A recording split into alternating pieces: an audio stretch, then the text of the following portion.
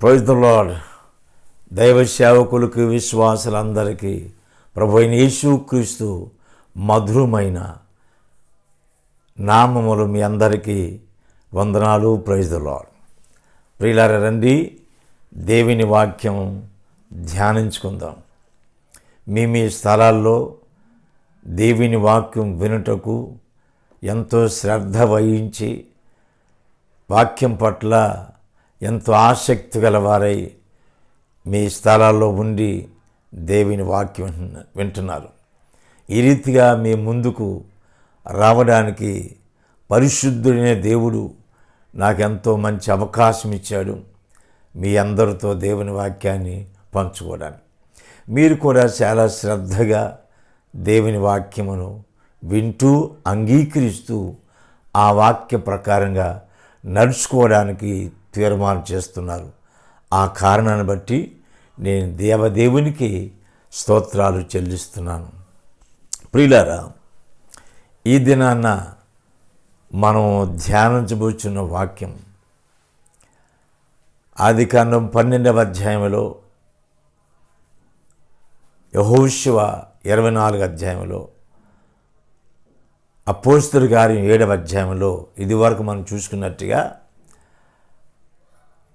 సర్వసృష్టికర్త అనే దేవుడు అబ్రహామునకు ప్రత్యక్షమై మాట్లాడి ఉన్నారు. అబ్రహామును సర్వశక్తి గల దేవుడు పిలిచాడు. అబ్రహాము దేవునికి లోబడ్డాడు. ఈ దినాన్న మనం అబ్రహామును పిలిచిన దేవుడు ఎవరంటే పరిశుద్ధుడైన దేవుడు. లేవీకాండం 20 అధ్యాయం 26 వచనం చదువుతున్నాను. యెహోవా అను నేను పరిశుద్ధుడై ఉన్నాను. చిన్న ప్రార్థన. మహాపరిశుద్ధుడైన తండ్రి, జీవాధిపతివైన తండ్రి, పరిశుద్ధుడైన తండ్రి, నీకు స్తోత్రాలు. చదవబడిన నీ వాక్యము ద్వారా మాతో మాట్లాడి మహిమ పొందమని క్రీస్తు ప్రభు ద్వారా వేడుకొంచున్నాం తండ్రి. ఆమేన్. ప్రియులారా, రండి దేవుని వాక్యం వినటకు వచ్చిన్నారు. మీకు వందనాలు.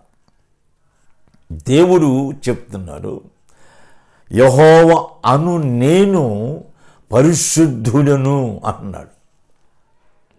ఎంత గొప్ప విషయం అంటే ఆయనే దీన్ని తెలియజేస్తున్నాడు. అలాగే నేనే మొదటి పేతురు పత్రికలో 1:14 ఏమంటాడంటే నేను పరిశుద్ధునై ఉన్నాను అంటాడు. ఈ లేవీకాండం 20 అధ్యాయం 26 వచనంలో యెహోవా అను నేను పరిశుద్ధుడును అంటాడు. పేతురు దానికి ఏం రాస్తాడంటే మొదటి పేతురు 1:14 నేను పరిశుద్ధునై ఉన్న ప్రకారం. ప్రియులారా, దేవుడు పరిశుద్ధుడు, మహాపరిశుద్ధుడండి. అబ్బా, మహాపరిశుద్ధుడైన దేవుని చేత అబ్రహాము పిలువబడి ఉన్నాడు. అది ఎంత గొప్ప విషయం అండి. This is very greatest things. ఎంతో గొప్ప విషయం అది, వర్ణాతీతమైంది. ప్రియులారా, అటువంటి గొప్ప దేవుడు, పరిశుద్ధుడైన దేవుడు అబ్రహామును పిలిచాడు. యోహాను సువార్త 17వ అధ్యాయం 11వ వచనంలో ప్రభు ఎలాగ ప్రార్థన చేస్తున్నాడు.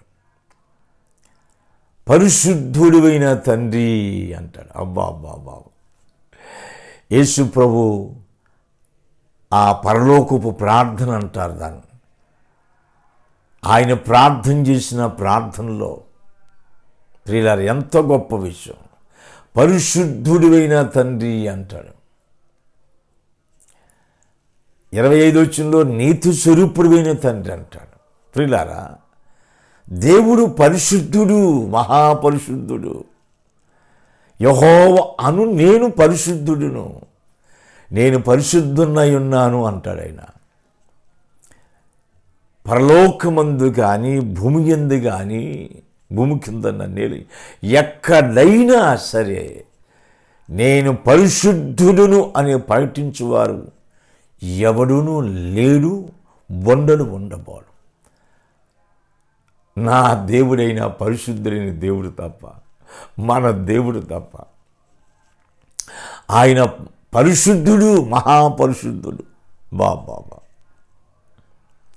పరిశుద్ధుడైన దేవుని చేత అబ్రహాము పిలువబడి ఉన్నాడు. ఎంత గొప్ప విషయం అండి. సర్వసృష్టికర్త, సర్వసృష్టికి ఆది సంభూతుడు, సమస్త శరీరులకు దేవుడు, ఆయనే సమస్త సృష్టిని సృష్టించిన వాడు, ఆయనే సమస్త మానవాళిని తన సారూప్యంలో నిర్మించుకున్నవాడు, ఆయనే సమస్తాన్ని సృష్టించి సమస్తాన్ని నిర్వహిస్తున్నవాడు ఆయనే. ప్రియులారా, ఎంత ఆశ్చర్యం! ఆయనే సమస్తాన్ని నిర్వహిస్తూ ఉన్నాడు. ఆయన ఆ మహాదేవుడు, ఆయనే పరిశుద్ధుడు. ఆ పరిశుద్ధుడైన దేవుడు అబ్రహామునకు ప్రత్యక్షమై, అబ్రహాము, నేను నీ దేవుడును, నేను పరిశుద్ధుడును అని దేవుడు మాట్లాడుతున్నాడు. అంటే ఇక్కడ మాట ఏమిటంటే పరిశుద్ధుడైన దేవుని చేత అబ్రహాం పిలువబడుతున్నాడు. ఎంత ఆశ్చర్యం అండి! ఆయన పరిశుద్ధుడు, పరిశుద్ధుడు, పరిశుద్ధుడు. దేవదూతలు సహితము, కోట్ల కొలది దేవదూతలు సహితము. ప్రియులారా, యెషయా గ్రంథం 6వ అధ్యాయములోను, ప్రకటన 5వ అధ్యాయములోను కోట్ల కొలది దూతలు ఆయన ఎదుట నిలవబడి 2 రెక్కలతో కళ్ళు కప్పుకొని, 2 రెక్కలతో కాళ్ళు కప్పుకొని, 2 రెక్కలతో ఎగురుచూ పరిశుద్ధుడు, పరిశుద్ధుడు, పరిశుద్ధుడిని మానక దివారాత్రులు ఆయనను ఆరాధిస్తూ ఉన్నారు. ప్రియులారు, ఒకటే స్వరం, ఒకటి గాన ప్రతిగానాలు. బాబా బాబా పరిశుద్ధుడు, పరిశుద్ధుడు, పరిశుద్ధుడు అని మానక దివారాత్రులు గాన ప్రతిగానములు చేస్తున్నారు కోట్ల కొలది దేవదూతలు. ప్రియులారా, వారి లెక్క కోట్ల కొలదిగా ఉంది అంటాడు ప్రకటన 5వ అధ్యాయంలో 13 వచనాల్లో. యెషయా 6వ అధ్యాయంలో ఆయన ఎదుట నిలబడి ఆరాధన చేస్తున్నాడు. ప్రియులారా, ఇంకేం చెప్పమంటారు ఆయన ఆరాధించడానికి? సమస్త పరిశుద్ధుల చేత ఆరాధించబడుతున్నారు. పరలోకమందు కోట్ల దూతల చేత ఆయన ఆరాధించబడుచున్నాడు. అవును, నిరంతరం ఆయన్ని స్తోత్రహరుడు, మహిమకు యోగ్యుడు, మహిమైశ్వరుడు, ఘనతకు యోగ్యుడు, స్తుతింపబడి ఆరాధించబడ్డానికి ఆయనే యోగ్యుడండి. ఆయనే యోగ్యుడు. నిరంతరము స్తోత్రహరుడు, స్తోత్రహరుడు. దావీదు అంటాడు, 1 దినవృత్తాంతముల గ్రంథం 29:10 వచనంలో అంటాడు, మాకు తండ్రిగా ఉన్న ఇశ్రాయేలు దేవా, నువ్వు నిరంతరము స్తోత్రహరుడు అని అంటాడు. రోమాపత్రిక 9వ అధ్యాయంలో కూడా పౌలు రాస్తాడు, నిరంతరం ఆయన స్తోత్రహరుడు, స్తోత్రహరుడు. బాబా, యుగముల్లో తరబడి యుగములు తరబడి దేవదూతలు, కోట్ల కొలది దేవదూతలు ఆయన్ని ఆరాధిస్తున్నారు. ఎవని? పరిశుద్ధుడు, పరిశుద్ధుడు, పరిశుద్ధుడు. ఆయన ఆరాధన చేస్తున్నాడు. మరి దేవుడు ఏం చెప్తున్నాడంటే ఆయనే ప్రకటించుకుంటున్నాడు. He declared himself, I am holy, I am holy.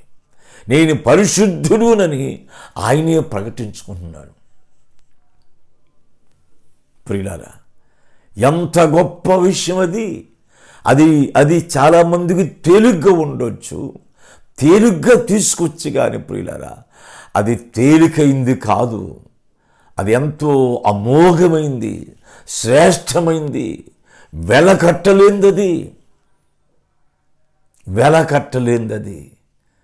అందుకని వెలకట్టలేంది గనుక మన హృదయాంతరంగాల్లోంచి ఆయన ఆరాధిస్తున్నాం. ప్రభువా, నీవే స్తోత్రహరుడు, స్తుతులకు పాత్రుడు, ఆరాధనకు యోగ్యుడు అయ్యా. నీవే ఆరాధించబడుచున్నవాడు నా తండ్రి అని ఆరాధన చేస్తాం. ప్రియులారా, ఇది ఆయన పరిశుద్ధత, ఆయన పరిశుద్ధుడు అన్న విషయంలో మనకి వర్ణించడానికి నాలుగులు చాలు, రాయడానికి పెన్నులు చాలదు, ఇంకు చాలదు. ఎంత పరిశుద్ధుడో అసలు మన మానవ జ్ఞానానికి, ఊహాజ్ఞానానికి అందదు. అందుకని అందదు కనుకని మన హృదయాంతరంగాల్లో నుండి నీవు పరిశుద్ధుడు, మహాపరిశుద్ధుడు, పరిశుద్ధుడైన తండ్రి అని మనం ఆరాధన చేయాలి. దావీదు కూడా అంటాడు, నా పూర్ణ హృదయముతో నిన్ను ఆరాధించేస్తాను, నా హృదయం నిబ్బరంగా ఉంది కనుక నేను పాడుచు స్తుతిగానం చేస్తానంటాడు. 180వ కీర్తన, 108వ కీర్తనలో 108వ కీర్తన, నా హృదయము నిబ్బరముగా ఉన్నది, నేను పాడుచు స్తుతి గానాలు చేస్తాను. అది మాకు తండ్రిగా ఉన్న ఇశ్రాయేలు దేవా, నువ్వు నిరంతరం స్తోత్రహరుడు అయ్యా. ఓ దేవదూతలు 2 రెక్కలతో కళ్ళు కప్పుకొని, 2 రెక్కలతో కాళ్ళు కప్పుకొని, 2 రెక్కలతో ఎగురుచు దేవా రాత్రులు యుగములు ఆయన్ని ఆరాధిస్తూనే ఉన్నారు ప్రియులారా. ఆరాధిస్తున్నారు. అటువంటి పరిశుద్ధుడైన దేవుడు అబ్రహామునకు ప్రత్యక్షమయ్యాడండి. ఎంత గొప్ప విషయం. వీలైతే రానున్న దినాల్లో మనం చూద్దాం. అబ్రహామునకు మరొకసారి ప్రత్యక్షమయ్యి ఇలాగంటున్నాడు. ఆదికాండం 17వ అధ్యాయంలో, అబ్రహాము నేను సర్వశక్తి గల దేవుడును, నా సన్నిధిలో నడుచుచు నిందారహితుడిగా ఉండు, పరిశుద్ధుడిగా ఉండు అంటున్నాడు. ప్రియులారా, నా సన్నిధిలో నడువయ్యా, నా సన్నిధిలో నడుచుచు నిందారహితుడై ఉండు అంటున్నాడు. ఆ మాట అనడానికి కారణం ఉంది. 16వ అధ్యాయంలో ఇంచుమించు 13 సంవత్సరాలు అబ్రహామునకు దేవుడు ప్రత్యక్షం కాలేదు. అది ఒక యుగంలాగా ఆయనకు ఉంటుంది. ఆదికాండం 12వ అధ్యాయం, 13వ అధ్యాయం, 14వ అధ్యాయం, 15 అధ్యాయంలో మాట్లాడాడు. 16 అధ్యాయంలో 13 years, 13 సంవత్సరాలు తర్వాత మళ్ళా దేవుడు మాట్లాడుతాడు. ఆగరి విషయంలో, ఆ ఆగరి విషయంలో 13 సంవత్సరాలు దేవుడు అబ్రహామునకు ప్రత్యక్షం కాలేదు. ప్రియులారా, ఆది కాండంలో ఒక మాట ఉంది. ఆ మాట చూస్తాను నేను. ఆగరు అబ్రహామును ఇస్మాయిల్ను కన్నప్పుడు అబ్రహాము 86 ఏండ్లు, 86 సంవత్సరాలు. 99వ సంవత్సరంలో మళ్ళీ మాట్లాడాడు. 86వ సంవత్సరం అప్పుడు నుండి 99వ సంవత్సరం వరకు దేవుడు మాట్లాడాడు. ప్రియులారా, అప్పుడు దేవుడు ప్రత్యక్షమయ్యాడు. అక్కడ ఆగరు విషయంలో అబ్రహాము చేసిన ఆ పొరపాటును బట్టి దేవుడు మాట్లాడుతున్నాడు. నేను పరిశుద్ధుడును అబ్రహాం, అంటే నేను సర్వశక్తి గలవాడును, నా సన్నిధిలో నడుచుచు నిందారహితుడిగా ఉండమంటాడు. అంటే నా సన్నిధిలో నడుచుచు పరిశుద్ధుడిగా ఉండాలి అంటాడు. పరిశుద్ధుడిగా ఉండాలంటాడు. ఎందుకు పరిశుద్ధుడిగా ఉండాలంటే పరిశుద్ధులైన దేవుడు నీకు ప్రత్యక్షమయ్యాను. నేను పరిశుద్ధులను కనుక మీరును నాకు పరిశుద్ధులుగా ఉండాలంటాడు. మీరు పరిశుద్ధులై ఉండాలని పేతురు రాస్తాడు అక్కడ. నేను పరిశుద్ధులను కనుక మీరును పరిశుద్ధులై ఉండుడని పేతురు రాస్తాడు. కానీ ఇక్కడ లేవీకాండంలో ఉన్న మాట 25 వచ్చిన చివరి భాగములో ఓ అద్భుతమైన మాట ఉంది. ఏమిటంటే, మీరు నాకు పరిశుద్ధులై ఉండవలను. అబ్బా బాబా, దేవుడు సెలవిస్తున్న మాట, మీరు నాకు పరిశుద్ధులై ఉండవలను. బాబా, నేను మీకు పరిశుద్ధుడును, మీరు నాకు పరిశుద్ధుడు అన్నట్టు లెక్క. బాబోయ్, ఎంత ఆశ్చర్యం అండి ప్రియులారా. నేను చాలా ఆశ్చర్యపడుతూ అనేక సార్లు కన్నీళ్లతో నా ప్రభు పాదాలు తడుపుతుంటాను. నా తండ్రి సన్నిధికి వెళ్ళినప్పుడు కన్నీరు తప్ప మరొకటి ఏమున్నదండి. ఎందుకు తెలుసా? నేను ఘోరమైన పాపిగా ఉండి నేను 2-3 సార్లు నా క్రీస్తు ప్రభువును ద్వేషించి తెలియక క్రీస్తు ఎవరు అని అడిగే నేను ప్రశ్నించాను. అంతటి దౌర్భాగ్యుడు ప్రియులారా. అటువంటి ఘోరమైన పాపి యొద్దకు నా యొద్దకు వచ్చి నా ప్రభువు నాకు ప్రత్యక్షమయ్యి నన్ను దర్శించి నా కొరకైన ప్రాణం పెట్టి నా పాప విమోచన ఖైదానాన్ని శిలువలో చెల్లించి నా నిత్య రక్షణకు కారకుడై గొప్ప రక్షణ నాకు అనుగ్రహించి తండ్రితో కూడా సహవాసం ప్రభువు నాకు కలుగు చేశాడు.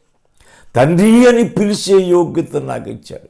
పరిశుద్ధులైన తండ్రి అని ప్రభు నాకు తండ్రి అని పిలిచే యోగ్యతలోనికి ప్రభువు నన్ను నడిపించాడు. ఎందుకు ఆశ్చర్యం తెలుసండి? ఈ ఘోరమైన పాపిని క్షమించి పరిశుద్ధపరిచి క్రీస్తు రక్తంలో పరిశుద్ధులుగా చేర్చి నీతిమంతులుగా తీర్చి పరిశుద్ధులుగా తీర్చారు. ఇప్పుడు ఏమంటున్నాడు? మీరు నాకు పరిశుద్ధులై ఉండండి అంటాడు. పరిశుద్ధులైన దేవుడు అబ్రహామునకు నీకు నాకు ఎందుకు ప్రత్యక్షమయ్యాడంటే ఆయనకు మనం పరిశుద్ధులుగా ఉండడానికి. ఇదండి ప్రియులారా. ఎంత ధన్యులం అంటారు అసలు, ఎంత ధన్యులం అంటారు. ఎంత ధన్యత ప్రభువు మనకు అనుగ్రహించాడండి. ఎంత గొప్ప కృపను ప్రభు మనకు అనుగ్రహించాడు.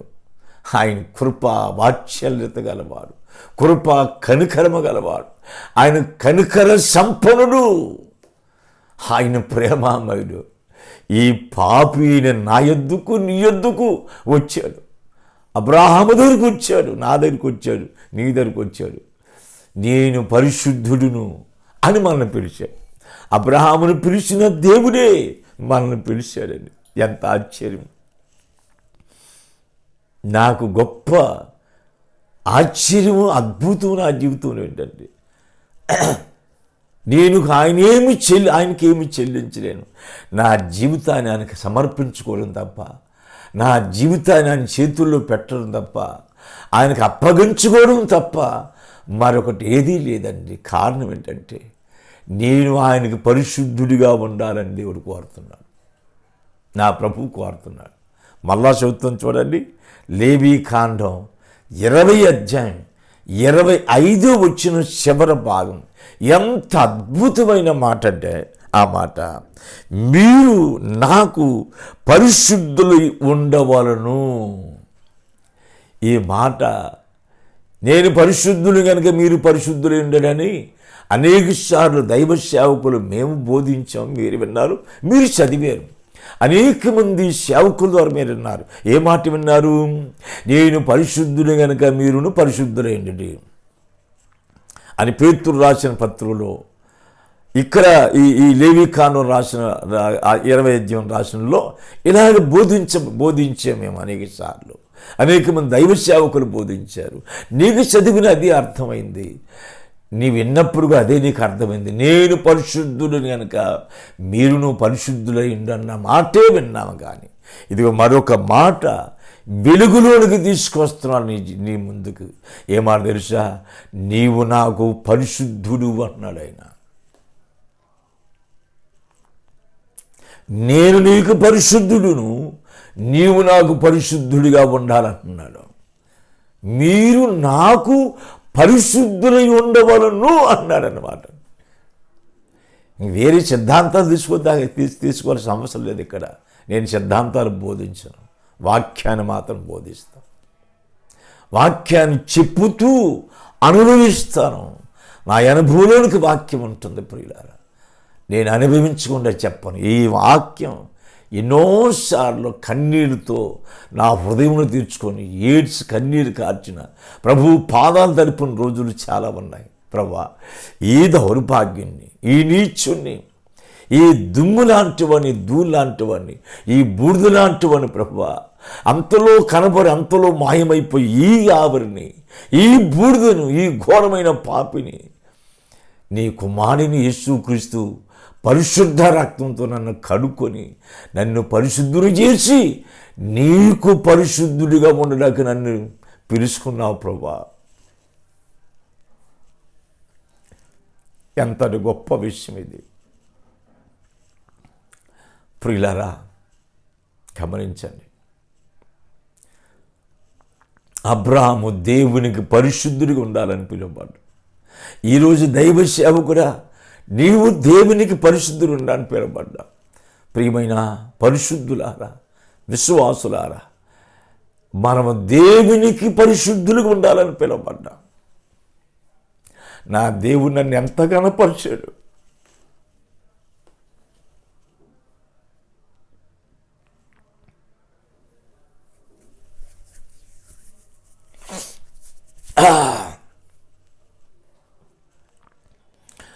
నా దేవుడు, మన దేవుడు ఎంత మనల్ని గణపరిచాడు చూడండి.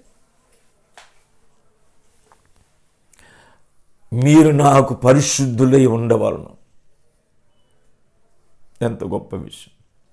అబ్రహాం, నేను పరిశుద్ధుడును, నా సన్నిధిలో నువ్వు పరిశుద్ధుడిగా ఉండాలి. అబ్రహాం మొదటి తెస్సలోని పత్రిక 4వ అధ్యాయం 3 నుండి 5 వచనాలు పౌలు రాస్తాడు.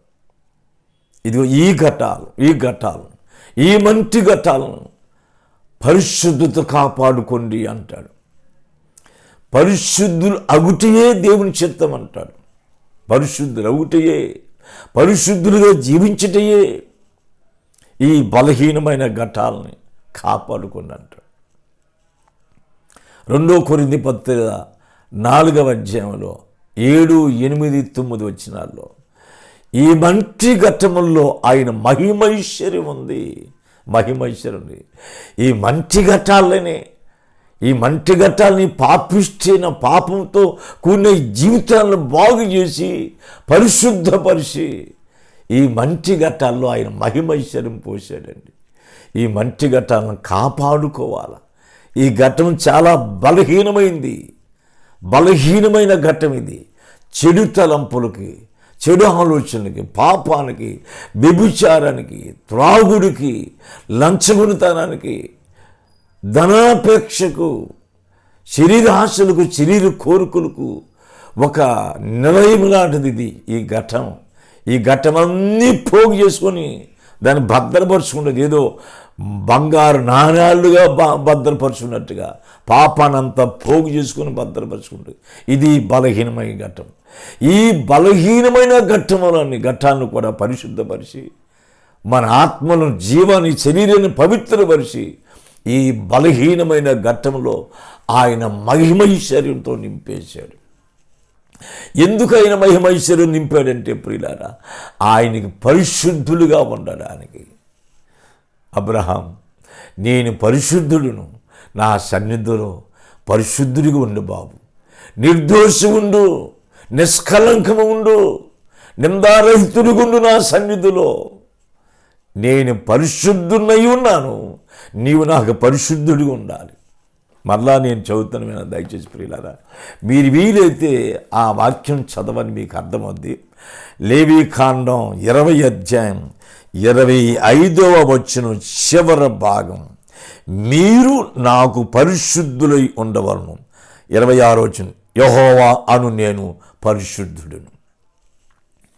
నేను పరిశుద్ధుడును, మీకు నేను పరిశుద్ధుడును, మీరు నాకు పరిశుద్ధుడు. మనము దేవునికి పరిశుద్ధులుగా ఉండడానికి పరిశుద్ధులైన దేవుని చేత పిలువబడ్డామండి. ఎంత ధన్యత, ఎంత యోగ్యత, ఎంత ఐశ్వర్యంతో ప్రభు మనల్ని నింపాడండి. ఏమి చెప్పంటామండి? ఆయన ఇచ్చిన మహిమైశ్వర్యం, మహాదైశ్వర్యం మన ఘటాల్లో చుచ్చుకొని పోతుంది. ఆయన మహిమైశ్వర్యము, ఆయన జీవము ఈ శరీరం ముందు చొచ్చుకొని వెళ్ళిపోతుంది. మన జీవితంలో పరిశుద్ధతయే తాండమాడాలి. మన తలంపుల్లో, ఆలోచనలో, ఊహల్లో, నడకల్లో, పడకల్లో, తిండి విషయంలో, భోజనాల విషయంలో, నిద్ర విషయంలో, మాట్లాడే విషయంలో, ప్రవర్తన విషయంలో, సమస్త విషయాల్లో పరిశుద్ధులుగా ఉండాలని కోరుతున్నాడు ఆయన. పరిశుద్ధులుగా ఉండాలని కోరుతున్నాడు. తలంపులు, ఆలోచనలు, ఊహలు, నడకలు, పడకలు, తిండి, నిద్ర అన్నీ కూడాను మన జీవిత శైలి అంతా కూడా అంతట్లో కూడా ఆయనకి పరిశుద్ధులుగానే జీవించాలని, ఆయనకి ఇష్టమైన వాడిగానే జీవించాలని, ఈ మట్టి ఘట్టముల్లో మహిమైశ్వర్యముతో నింపబడి జీవించాలని, ఈ బలహీనమైన ఘట్టాలను కాపాడుకొని పరిశుద్ధులుగా జీవించడానికే ఆయన కోరుతున్నాడు. మన జీవితాలు ఏ కోణములో కూడా అపవిత్రులుగా ఉండడానికి, అపవిత్రత మన జీవితాలు అంటుకోవడానికి ఆయనకి ఇష్టం ఉండదు. ఎందుకు తెలుసా? ఆయన పరిశుద్ధుడు, మనం ఆయనకు పరిశుద్ధుడు. మనకు ఆయన పరిశుద్ధుడు, ఆయనకు ఆయనే పరిశుద్ధుడు, మనకి పరిశుద్ధుడు. గమనించండి, ఆయనకి ఆయనే పరిశుద్ధుడు, ఆయనకి ఆయనే సాటి, ఎవరు సాటి లేరు ఆయనకి ఆయనే సాటి, ఆయనకి ఆయనే పరిశుద్ధుడు, మనకి పరిశుద్ధుడు. మన జీవితంలో వస్తే మనం పాపులం, ఘోరమైన పాపులం, నీచులు, అసహ్యులం, దుమ్ములు అంటేవాళ్ళం, ధూళ్ళు అంటేవాళ్ళం, బూడిదలు అంటేవాళ్ళం, ఆవిరులు అంటేవాళ్ళం, నీటి బుడగలు అంటేవాళ్ళం మనం. కానీ ఈ నీటి బుడగను, ఈ మట్టి ఘటాన్ని, పాపభూయిష్టమైన శరీరాన్ని, శరీర లోపల బయటనంతా కూడా ఆయన రక్తంతో కడిగి, ప్రియులారా, అపోస్తలుల కార్యం 20:28 వచనంలో ఈ మాట అంటాడు, దేవుడు తన స్వరక్తమిచ్చి సంపాదించిన తన సంఘం అంటాడు. ప్రకటన 1:6 ప్రకారం ఆయన రక్తములో మీరు పవిత్రపరచబడి అంటాడు. ఎఫెసీయులు 1:8 వచనంలో ఆయన రక్తములో మనం కరగబడ్డా అంటాడు. మొదటి పేతురు 1:18-19 వెండి బంగారముల చేత విమోచించబడలేదు, కానీ అమూల్యమైన క్రీస్తు గొర్రెపిల్ల వంటి క్రీస్తు రక్తముతో విమోచించబడ్డాం.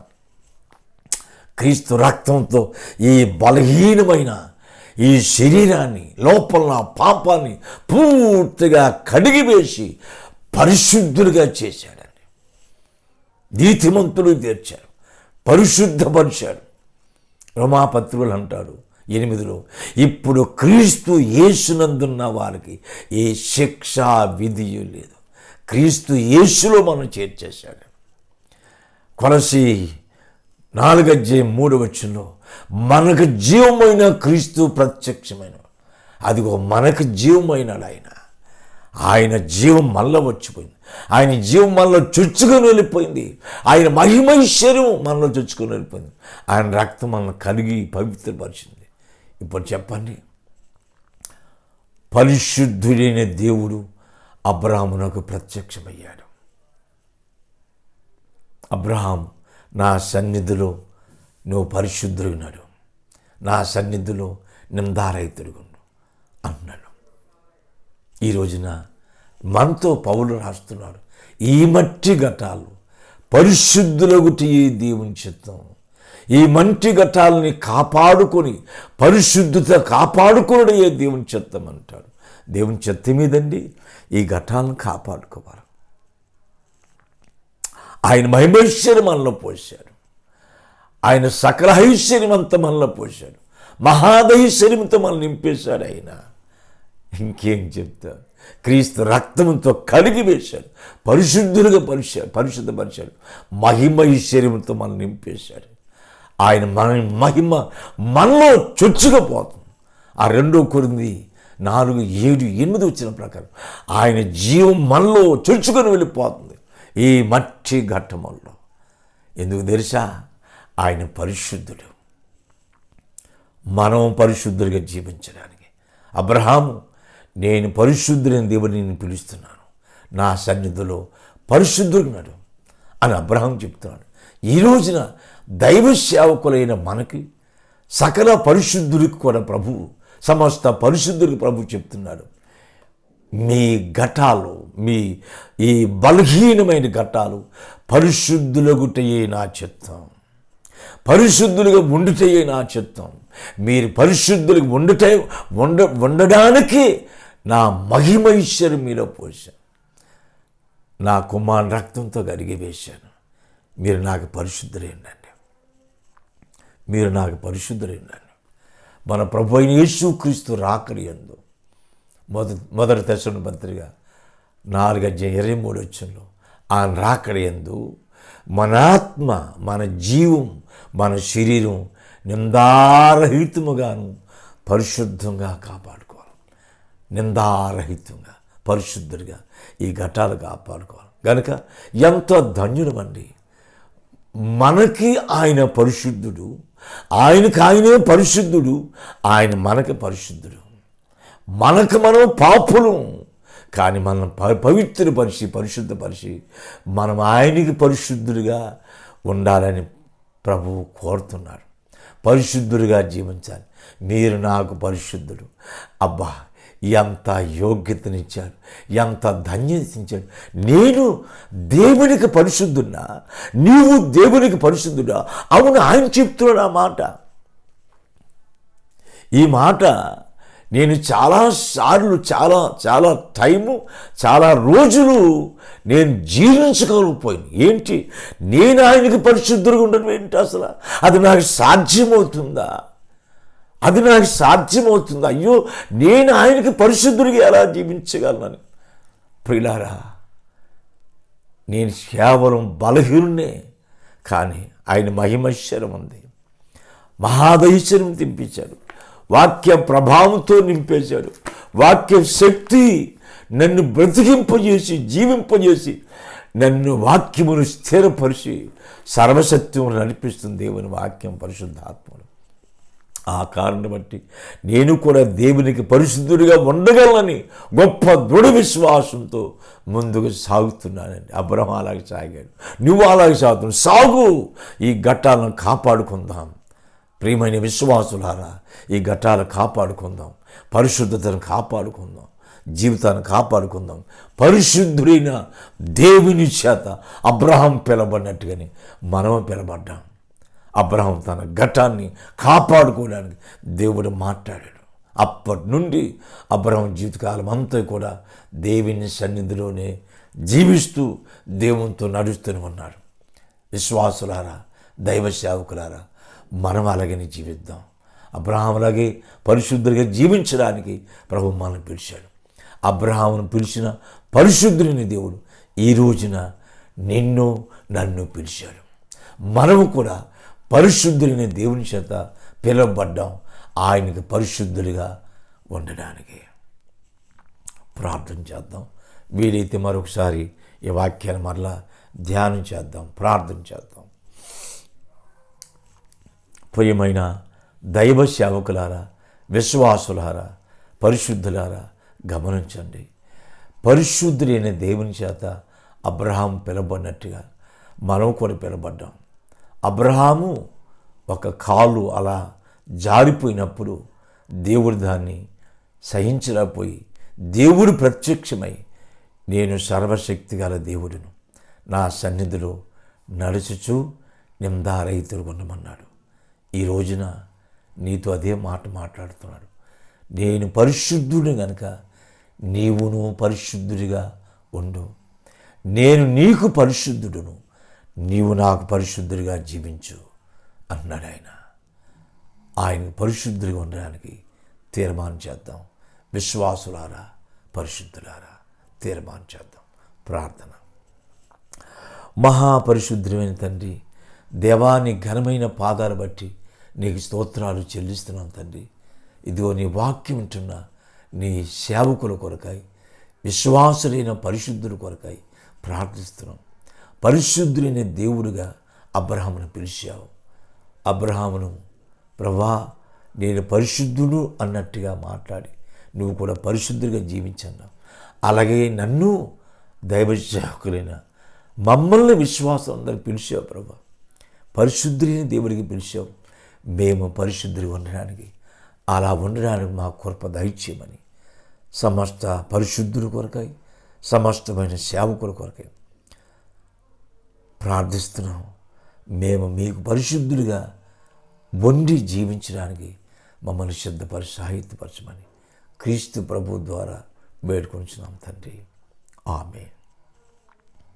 ప్రభు అయిన యేసుక్రీస్తు వారి కృపయు, తండ్రి అయిన దేవుని ప్రేమయు, పరిశుద్ధాత్మిక అన్యోన్య సహవాసం మీ అందరికీ ఇప్పుడు ఎల్లప్పుడూ సదాకాలం తోడే నడిపించును గాక. ఆమేన్. ప్రజలాడండి. అందరికీ దైవ సేవకులకి విశ్వాసగా వందనాలు. ఈ వాక్యాన్ని దీన్ని సబ్స్క్రైబ్ చేసుకోండి, ఇతరులు తెలియపరచండి. దేవుని వాక్యం ఉంటున్న మీ అందరికీ నిండు వందనాలు. God bless you. దారా బాబు.